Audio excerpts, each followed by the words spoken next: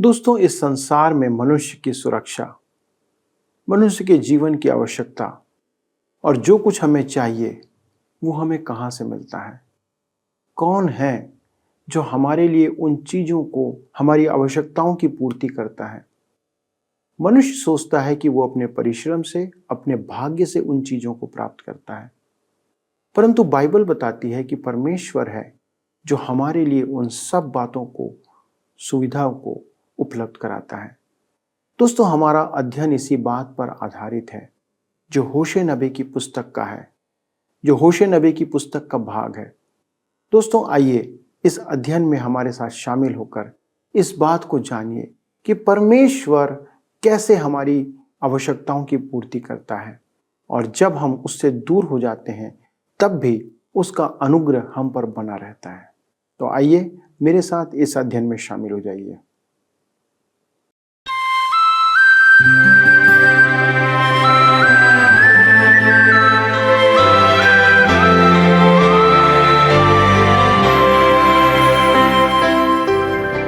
प्रिय मित्रों, आप सभी को हम सब की ओर से अर्थात सत्यवचन की पूरी टीम की ओर से प्रेम भरा नमस्कार।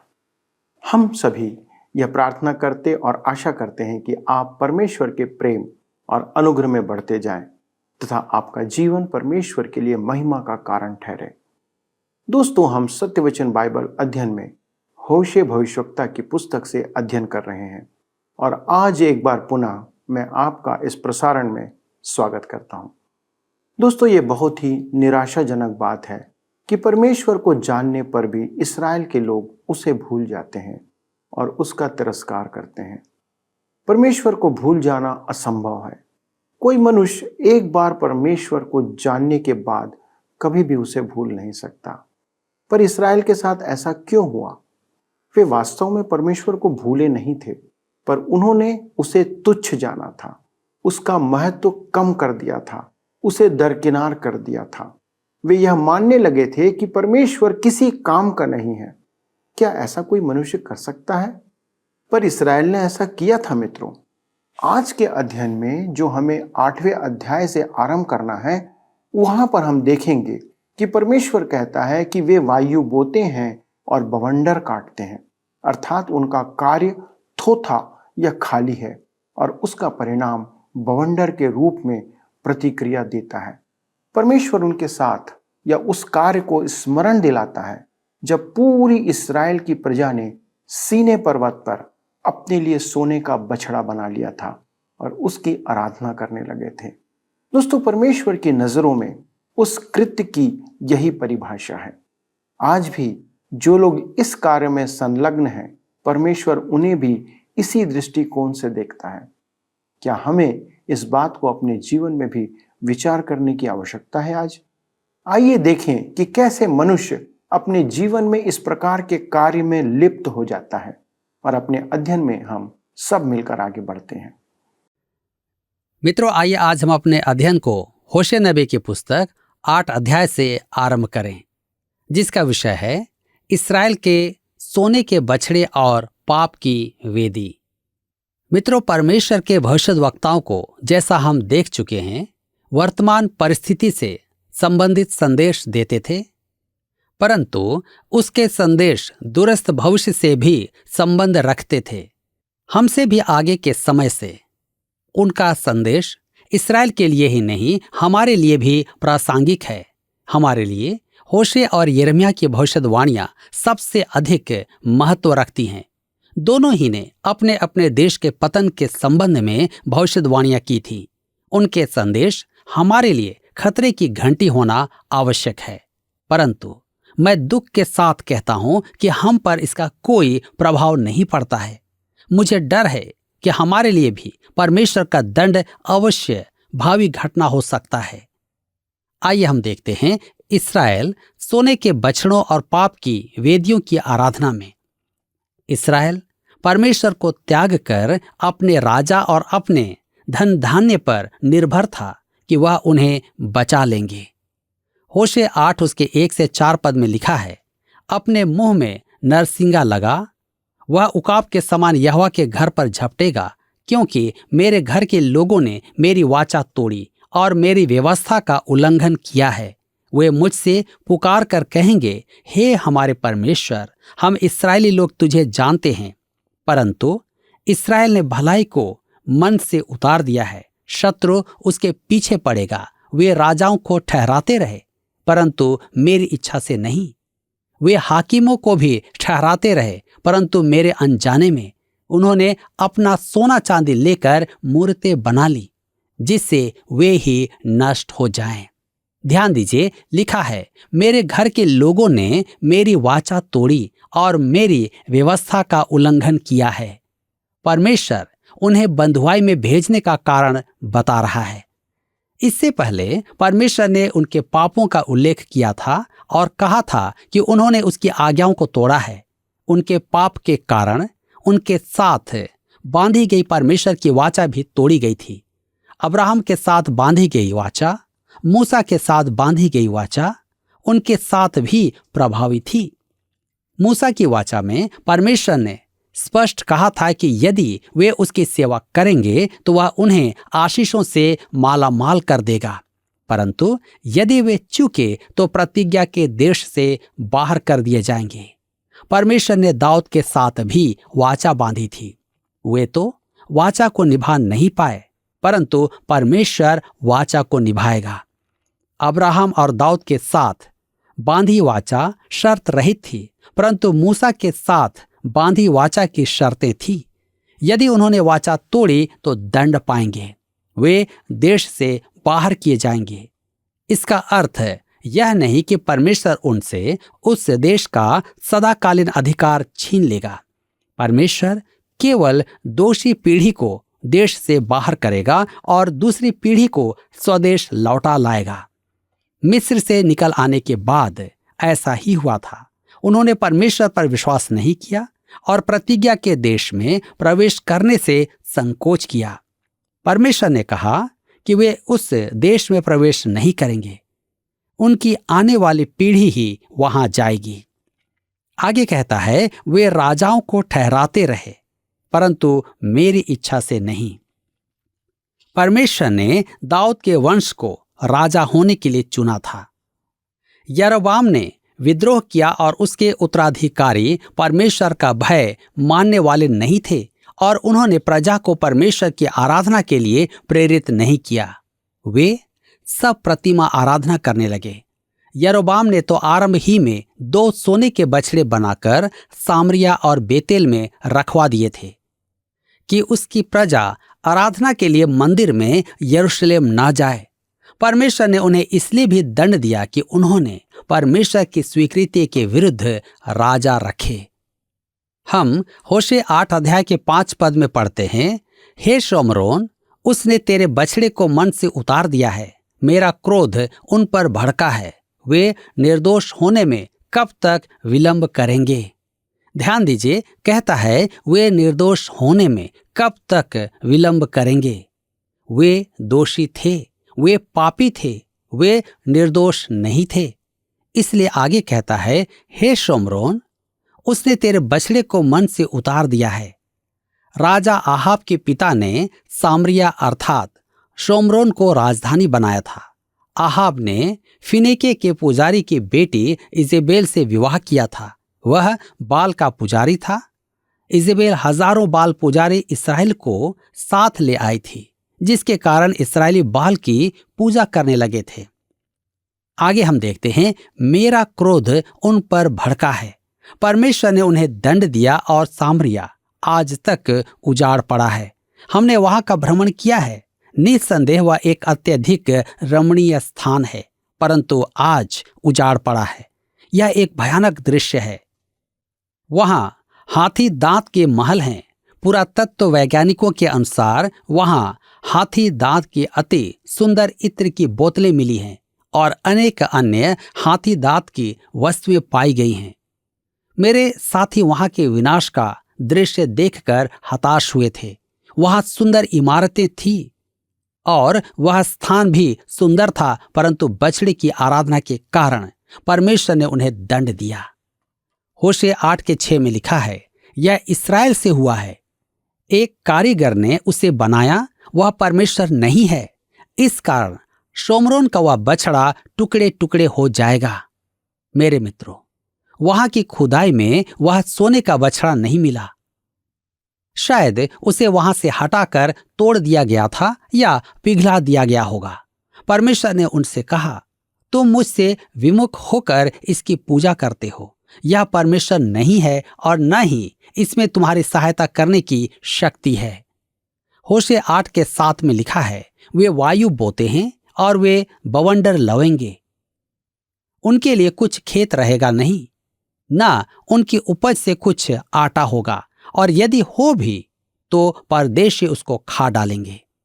यह पद परमेश्वर के दंड के बारे में है। अकाल और बैरी का आक्रमण दोनों परमेश्वर के दंड के साधन थे। होशे 8:8 में लिखा है, इस्राएल निगला गया, अब वे अन्य जातियों में ऐसे निकम्मे ठहरे जैसे तुच्छ बर्तन ठहरता है। ध्यान दीजिए, लिखा है इस्राएल निगला गया।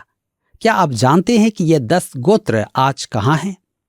कुछ लोगों का कहना है कि अमेरिका वासी एफ्रेम का गोत्र है। मैं इससे बड़ी मूर्खता और नहीं देखता। यहाँ एफ्रेम के लिए केवल दंड की घोषणा की गई है। लिखा है, अब वे अन्य जातियों में ऐसे निकम्मे ठहरे जैसे तुच्छ बर्तन ठहरता है। आज हम इस्राएल के गोत्रों को पहचान नहीं सकते हैं। मेरे विचार में वे यहूदा के गोत्र के साथ मिल गए जब वे बेबीलोन की बंधुआई से लौटे। आज वे संपूर्ण विश्व में बिखरे हुए हैं।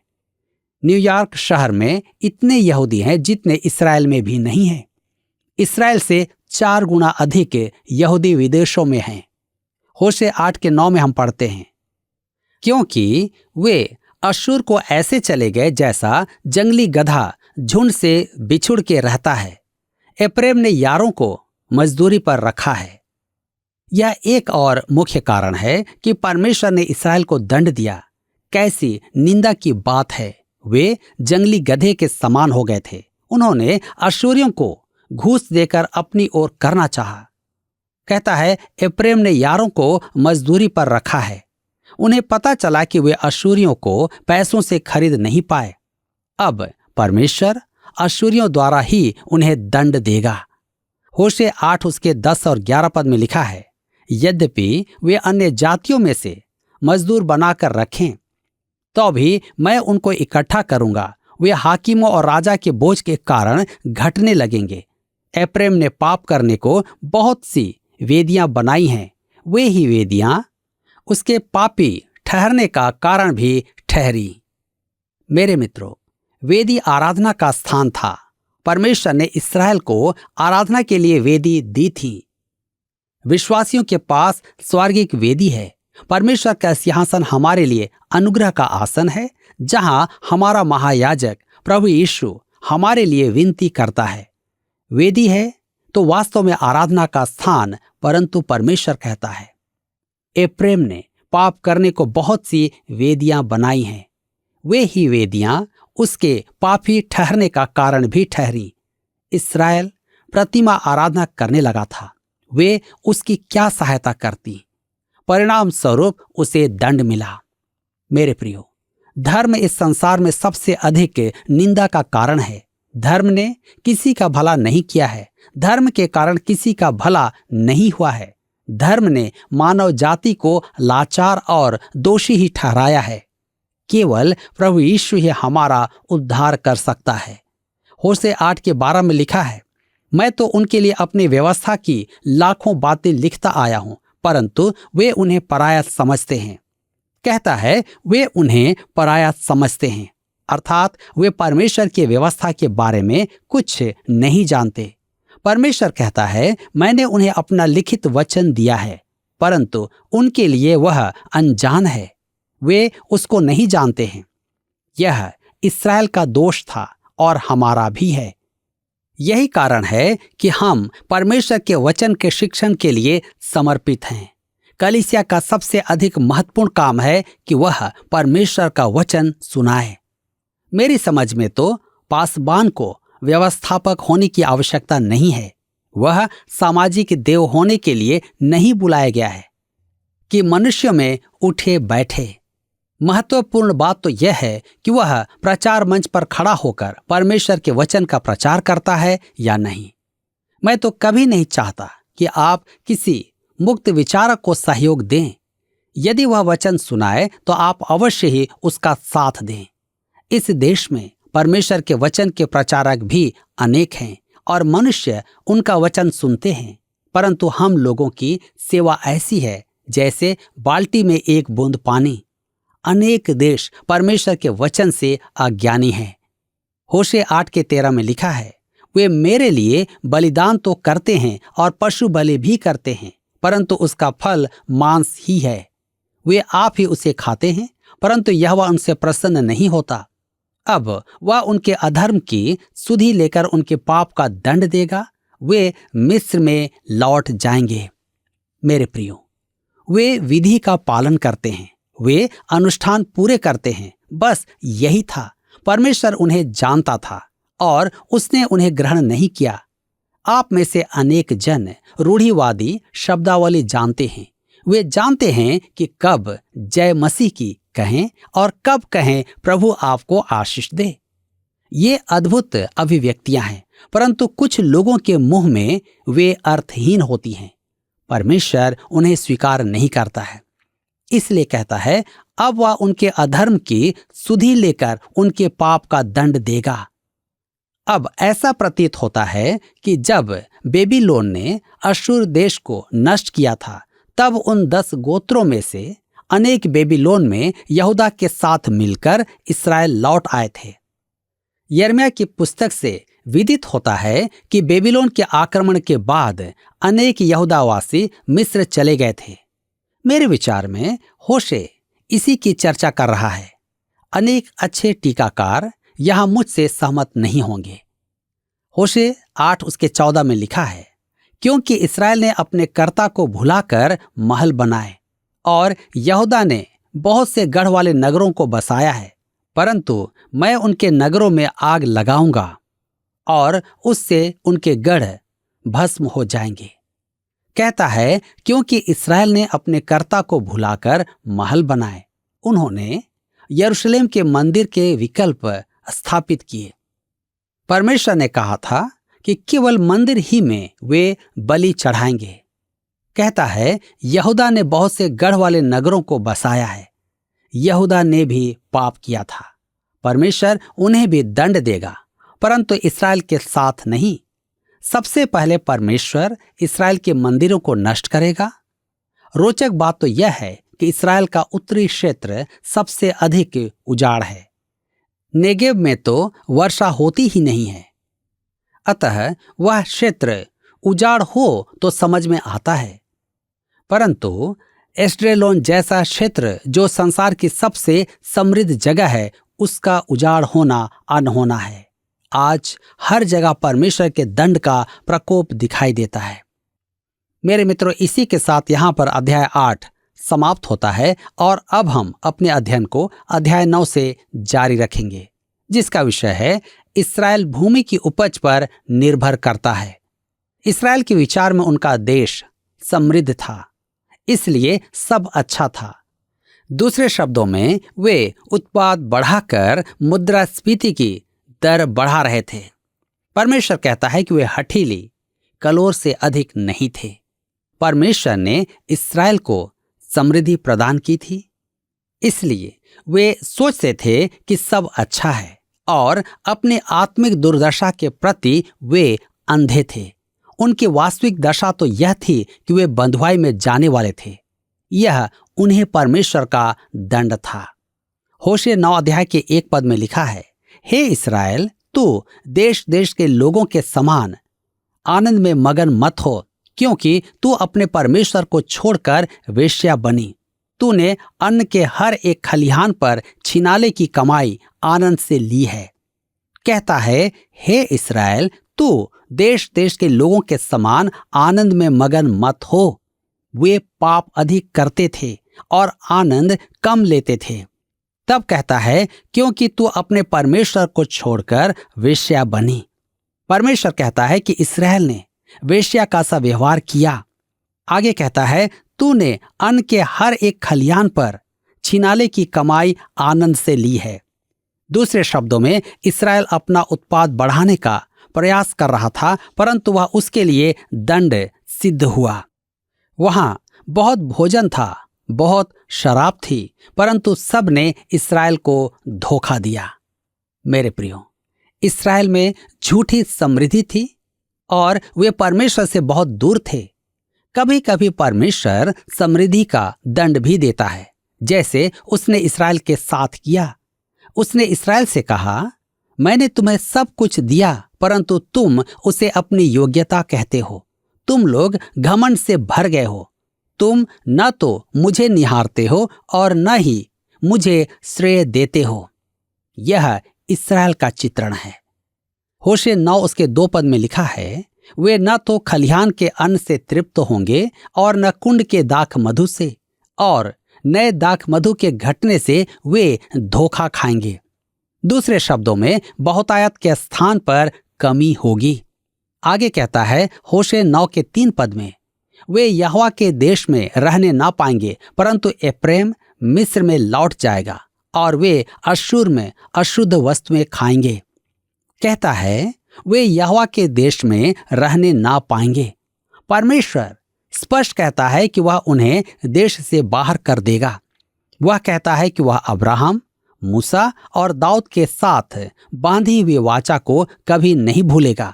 उनका उस देश में रहना उनकी आज्ञाकारिता पर निर्भर करेगा। अब वह उन्हें देश से विस्थापित करेगा। कहता है वे अश्शूर में अशुद्ध वस्तुएं खाएंगे। जी हां, वे परमेश्वर से दूर होकर व्यवस्था का उल्लंघन कर रहे थे। अतः परमेश्वर कहता है, मैं उन्हें वास्तव में अशुद्ध करूंगा। वे पाप अधिक करते थे और आनंद कम लेते थे। मेरे विचार में आज यह स्थिति विश्वासियों की है। मुझे एक बार एक व्यक्ति ने कहा, मैं हर एक बात से ऊब गया हूं। मैं पाप से ऊब गया हूं। इसी कारण मैं आज आपकी सभा में आया हूं।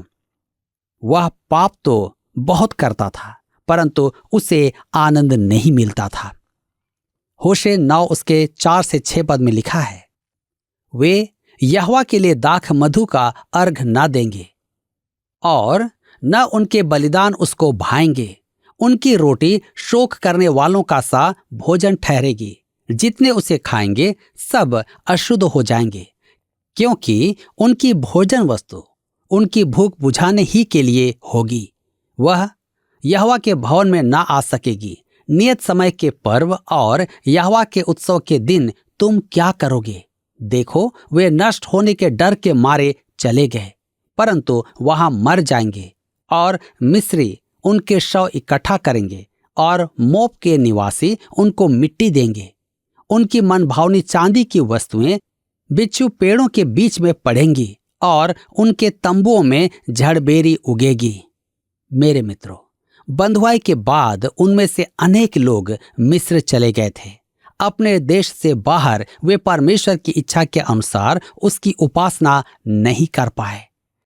मित्रों, आपने देखा कि परमेश्वर कहता है कि वे अपने लाभ के लिए परमेश्वर को त्याग रहे थे।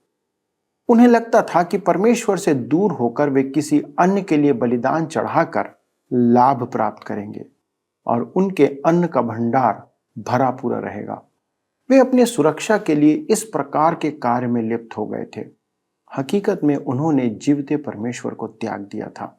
क्या आप यह जानते हैं कि कौन है जो संसार के लोगों को अन्न और जल में और बढ़ती और सुरक्षा और अनेक आशीषों से परिपूर्ण करता है? दोस्तों, वह और कोई नहीं पर परमेश्वर यहोवा ही है। भले ही संसार उसे ना जानता हो और ना मानता हो, पर वही परमेश्वर है जो सभी पर अपनी दया और करुणा बनाए रखता है। जब इस्राएल के लोग 40 सालों तक जंगल में फिर रहे थे, वह परमेश्वर ही था जिसने उन्हें भोजन और पानी दिया। उसने आकाश से उनके लिए मन्ना बरसाया और उनके पेट की आग को शांत किया। आज भी वही परमेश्वर है जो संसार के सभी लोगों के लिए भोजन, पानी और सुरक्षा प्रदान करता है। परमेश्वर कहता है कि उसने उन्हें व्यवस्था लिख कर दिया कि वे उसका पालन करें। यह हमारे लिए भी है, क्योंकि आज हमारे हाथों में परमेश्वर का वचन है जो हमें उसके बताए मार्ग पर चलने के लिए आग्रह करता है, निवेदन करता है। दोस्तों, सबसे अधिक परमेश्वर के वचन का तिरस्कार और अनदेखी वे लोग ही करते हैं जो परमेश्वर के वचन को जानते हैं। मित्रों, आज हमारी स्थिति क्या है, कैसी है? क्या हम भी उन इस्राएलियों में शामिल हैं जिन्होंने उस बहते जल के सोते को त्याग दिया था? आइए आज अपने आप को जांचें कि हम आज कहाँ खड़े हैं, हमारी आत्मिक दशा क्या है। क्या हम वास्तव में परमेश्वर के साथ हैं या हम अपने मन के मुताबिक चल रहे हैं? और यदि आवश्यकता है तो आइए हम आज परमेश्वर की ओर फिर जाएं। आइए प्रार्थना करें। स्वर्गीय परमेश्वर पिता, धन्यवाद के साथ आपके सन्मुख आते हैं और पिता परमेश्वर, हम आपको वो महिमा देते हैं जिसके आप योग्य हैं। पिता, इस्राएलियों ने तो आपको त्याग दिया था, वे आपको भूल करके अपने अनुसार चल रहे थे। अपने लिए देवी और देवता उन्होंने तैयार कर लिए थे, अपने हाथों से उन्होंने अपने लिए ईश्वर बना लिए थे। परंतु प्रभु, आपने उन्हें नहीं त्यागा, आपने उन्हें नहीं छोड़ा।